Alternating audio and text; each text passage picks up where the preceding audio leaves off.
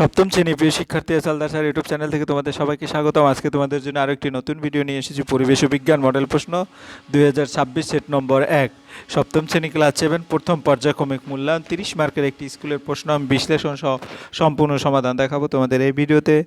আর এটা হচ্ছে প্রশ্ন সেট 1। হ্যাঁ, সেরা প্রস্তুতি হিসেবে তোমার আসলে তোমাদের ভিডিও শুরুতেই যদি বলি, তোমাদের আসলে ভৌত বিজ্ঞান বা পরিবেশ জীবন বিজ্ঞান এই সমস্ত সাবজেক্টে ভালো করতে গেলে তোমাদের বইয়ের বিকল্প নেই। বইটাকে খুব ভালো করে প্রাধান্য দিতে হবে। বইটাকে ভালো করে পড়ার পরে তারপরে এখান থেকে ইম্পর্ট্যান্ট যত খুঁটিনাটি প্রশ্ন আছে, বিশেষ করে চিত্রের প্রতি আলাদা জোর দিতে হবে। তারপর বিক্রিয়া থাকলে বিক্রিয়ার ভালো করে ক্লিয়ার করে এর দেখা গেছে যেখানে অ্যারো চিহ্ন সেখানে সমান সমান চিহ্ন দেওয়া যাবে না, এরকম অনেক কিছু নিয়ম। তারপর পর্যায় সারণী বা পিরিয়ডিক টেবিল যদি ভালো করে জানা থাকে, খুঁটিনাটি সমস্ত কিছু, তাইলেই কিন্তু তুমি ভালো করতে পারবে। যাই হোক, এরকম স্ট্যান্ডার্ড মানে আরও অনেক প্রশ্ন আমার ইউটিউব চ্যানেলে দিয়ে দেবো। তোমরা যারা এখনও আমার চ্যানেলটিকে সাবস্ক্রাইব করোনি তারা এখনই চ্যানেলটিকে সাবস্ক্রাইব করে বেল আইকনটি প্রেস করে দাও, এরকম আরও অনেক ভিডিও পাওয়ার জন্য। তো এখানে ভৌতবিজ্ঞান মূলত দুটো পার্ট, একটা হচ্ছে ফিজিক্যাল সায়েন্স, একটা হচ্ছে লাইফ সায়েন্সে। তো ফিজিক্যাল সায়েন্সে তোমার 15 মার্ক এবং লাইফ সায়েন্স আছে 15 মার্ক। এই টোটাল 30 মার্কের মধ্যে তোমাদের যে পরীক্ষাটা হবে ফার্স্ট ইউনিট টেস্টের, আমি একটু বড় করে দেখাই দিচ্ছি। সঠিক উত্তরটি নির্বাচন করো ফিজিক্যাল সায়েন্সের, অর্থাৎ এমসিকিউ 1 নম্বর, 2 নম্বরে হচ্ছে তোমার সংক্ষিপ্ত উত্তরধর্মী প্রশ্ন, 3 নম্বর হচ্ছে 2 মার্কের প্রশ্ন এবং 4 নম্বরে 3 মার্ক। এই তোমার এখানে টোটালি প্রশ্ন।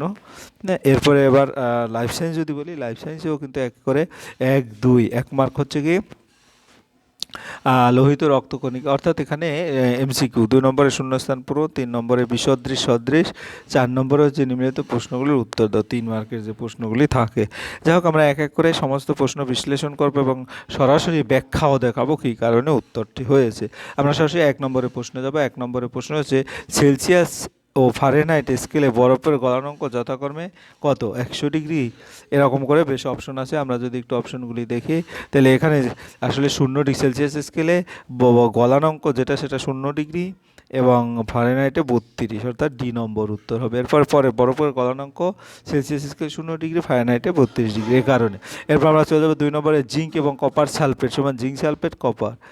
বিক্রিয়াটি কোথাও কী ধরনের বিক্রিয়া আমরা যদি একটু দেখি, এখানে জিঙ্ক কপারকে সরিয়ে দিয়ে এখানে জিঙ্ক সালফেট হয়েছে আর কপার আলাদা হয়ে গেছে। তোমরা যদি বিক্রিয়াটি দেখো তাহলে এটাকে বলতে পারি প্রতিস্থাপন বিক্রিয়া, অর্থাৎ ডি নম্বর উত্তর। কারণ একটা প্রতিস্থাপন করে আর একটা বসে আর একটা চলছে।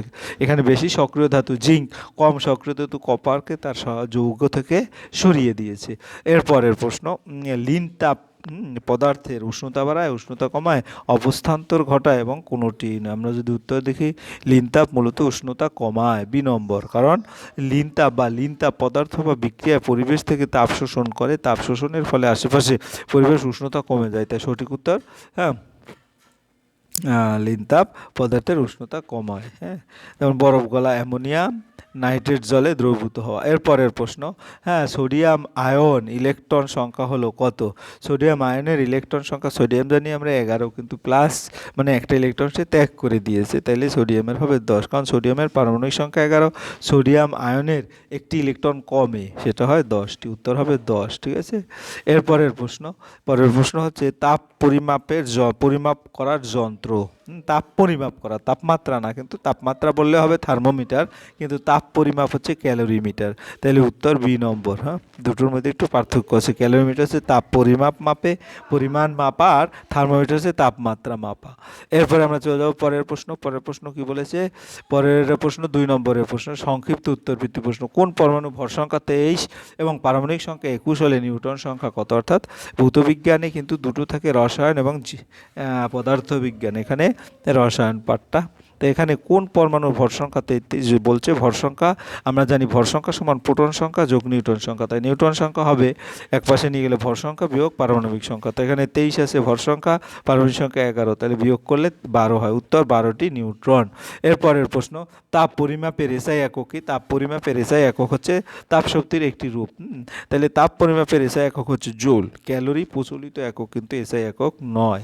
এরপরের প্রশ্ন, পরিবর্তনশীল যোজনী দেখা যায় এমন একটি মৌলের নাম ও চিহ্ন লেখো। তাহলে পরিবর্তনশীল যোজনী দেখা যায় যোজন একটি মৌল, সেটা হচ্ছে কি আয়রন, লোহা, এপি। যোজন হচ্ছে 2 এবং 3, উত্তর লোহা। এরপরের প্রশ্ন, 10 গ্রাম বরফকে 10 গ্রাম জলে পরিণত করতে, হ্যাঁ, কত পরিমাণ তাপের প্রয়োজন হয়? তাহলে আমরা যদি দেখি বরফ গলতে সুপ্ত তাপ লাগে, অর্থাৎ তাপ সমান সূত্রটা হচ্ছে ভর ইন্টু বরফের সুপ্ত তাপ। বরফের সুপ্ত তাপ আমাদের মুখস্থ রাখতে হবে 80 ক্যালোরি পার গ্রাম। তাপ হচ্ছে কি, তাহলে তাপ, এই যে তাপ, ভরের মান 10, বরফের সুপ্ত তাপ হচ্ছে 80, তাহলে 800 ক্যালোরি। ঠিক আছে, উত্তর হবে 800 ক্যালোরি। এরপর চলে যাবো আমরা তোমার 3 নম্বরের প্রশ্ন। নির্মিত প্রশ্নগুলো উত্তর দাও। এটা 2 মার্ক করে প্রশ্ন, যে কোনো 3টি। আমরা 4টি প্রশ্নের উত্তরেই দিয়ে দিয়েছি। একটি বস্তুর উষ্ণতা 20 ডিগ্রি হলে ফারেনহাইট স্কেলে তার মান কত? তাহলে সূত্র হচ্ছে এফ সমান ফারেনহাইট স্কেলে 9/5 ইন্টু সি প্লাস 32। তাই 9/5 ইন্টু সি মানে তোমার 20 ডিগ্রি, তাহলে 20 বসাবো, তারপরে এখানে 4 5 4 9 36 যোগ 32 অর্থাৎ 68 ডিগ্রি ফারেনহাইট। এরপরের প্রশ্ন হচ্ছে পদার্থ যৌগগুলোর সংকেত লেখো। Aluminium sulphate, sodium nitrate. তাহলে অ্যালুমিনিয়াম সালফেট হচ্ছে কি Al2SO4 3 এবং সোডিয়াম নাইট্রেটের সংকেত হচ্ছে NaNO3, সোডিয়াম নাইট্রেট। এরপরে চলে যাবো পরের প্রশ্ন, তোমার 3-এর 3, এটা হচ্ছে ফসফরাস এবং আয়োডিন যোগ করে ফসফরাস আয়োডাইড হয়েছে। এখানে বলছে সমতা বিধান করো। তো সমতা বিধান যদি বলি, ফসফরাস আয়োডিনের সাথে যোগ করে, এখানে ফসফরাস 4টি আছে, এখানে 1টি আছে, তা ডান পাশেও আবার 4টি বানাতে গেলে 4 দিয়ে গুণ করতে হবে। 4 দিয়ে গুণ করলাম, কিন্তু এখানে আবার আয়োডিন 12টি হয়ে গেছে। এখানে 12টি আয়োডিন আছে কয়টি? 2টি। তাহলে 2টিকে 12টি বানাতে গেলে 6 দিয়ে গুণ করতে হবে, এই কারণে 6। ঠিক আছে, তাহলে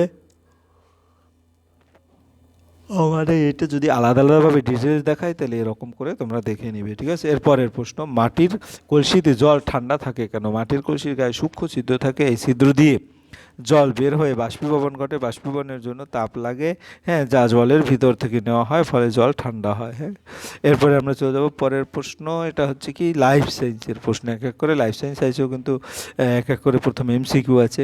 লাইফ সায়েন্স, লোহিত রক্তকণিকাতে উপস্থিত প্রোটিনটি হলো কি? উপস্থিত হিমোগ্লোবিন। ব্যাখ্যা, হিমোগ্লোবিন অক্সিজেন বহন করে। এরপরের প্রশ্ন, তারপরে মেরাসমাস রোগটি হলো ড্যাশ এবং ড্যাশের অভাবজনিত ফল। তাহলে এটা হচ্ছে কি, এটা হচ্ছে ফ্যাটে দ্রবণীয়, যেমন ভিটামিন এ চোখের জন্য জরুরি এবং ফ্যাট দ্রবণীয়, ফ্যাটে দ্রবণীয়। তাহলে আমার উত্তর হচ্ছে বি। এরপরে চলে যাবো পরের প্রশ্ন হচ্ছে কি, ওজন হিসাবে জলের পরিমাণ হিসাব থাকে কিসে? হিসাব পরিমাণ, এখানে হিসাবে থাকে লালা কোথায়? যে লালা, বি, অর্থাৎ লালায় প্রায় 99% জল থাকে। এরপরে 2 নম্বরের প্রশ্ন, শূন্যস্থান পূর্ণ করো। ভাত আটাতে থাকা প্রধান খাদ্য উপাদানটির নাম লেখো। ভাত আটাতে থাকা প্রধান খাদ্য উপাদানটির নাম হচ্ছে শর্করা, কারণ ভাত ও আটা শক্তিদায়ক খাদ্য, এগুলি প্রধানত শর্করা থাকে। এরপরে 2 নম্বর, মেরাসমাস। হ্যাঁ, মেরাসমাস রোগটি হলো ড্যাশ এবং ড্যাশের অভাবজনিত ফল। মেরাসমাস শর্করা এবং প্রোটিনের অভাবজনিত ফল। পুষ্টিজনিত রোগ, এই রোগ তখন হয় যখন দেহে পর্যাপ্ত শর্করা এবং পর্যাপ্ত প্রোটিন থাকে না। হ্যাঁ, ফলে শিশু খুব দুর্বল এবং শুকনো, ওজনহীনতা হয়ে পড়ে। মনে রাখবে, মেরাসমাস হচ্ছে তোমার রোগটি হলো শর্করা ও প্রোটিনের অভাবজনিত লক্ষণ। এরপরের প্রশ্ন হচ্ছে কি হলো 3 নম্বর, ড্যাশ হলো একটি ফাইটোকেমিক্যাল। উত্তর হবে ক্যারোটিন। ক্যারোটিন হচ্ছে একটি ফাইটোকেমিক্যাল। এরপর ব্যাখ্যা, ফাইটোকেমিক্যাল উদ্ভিদজাত রাসায়নিক পদার্থ, ক্যারোটিন গাজর, পালং শাক ইত্যাদিতে পাওয়া যায়। এরপরের প্রশ্ন হচ্ছে তোমার কোনটি বিষদৃশ? অর্থাৎ কেরাটিন, ভিটামিন, মায়োসিন, অ্যাক্টিন। এখানে 2টো প্রশ্ন আছে। তাহলে এখানে ভিটামিন হচ্ছে তোমার বিষদৃশ, বাকিগুলি প্রোটিন। এরপরে বিষদৃশ শব্দটি খুঁজে বের করো। Metanil, yellow, trans fat, সাইক্লোমেট, sodium chloride. উত্তর হবে মেটানিল, ইয়োলো। ক্ষতিকারক কারণ কি? ক্ষতিকর কৃত্রিম রং। তারপরে ট্রান্সফ্যাট হচ্ছে ক্ষতিকর খাদ্য উপাদান, সাইক্লামেট হচ্ছে কৃত্রিম মিষ্টি, ক্ষতিকর, এবং সোডিয়াম ক্লোরাইড হচ্ছে লবণ, স্বাভাবিক ও প্রয়োজনীয় খাদ্য উপাদান। তো প্রথম 3টি ক্ষতিকর ও নিষিদ্ধ খাদ্য উপাদান, কিন্তু সোডিয়াম ক্লোরাইড উপকারী এবং প্রয়োজনীয়। হ্যাঁ, এরপরে আমরা চলে যাবো পরের প্রশ্ন কি বলেছে? পরের প্রশ্ন হচ্ছে মস্তিষ্কে জল কীরূপ অবস্থান করে এবং জীবদেহে অবস্থান করে এবং জীবদেহে তাপমাত্রা নিয়ন্ত্রণে জলের ভূমিকা লাগে।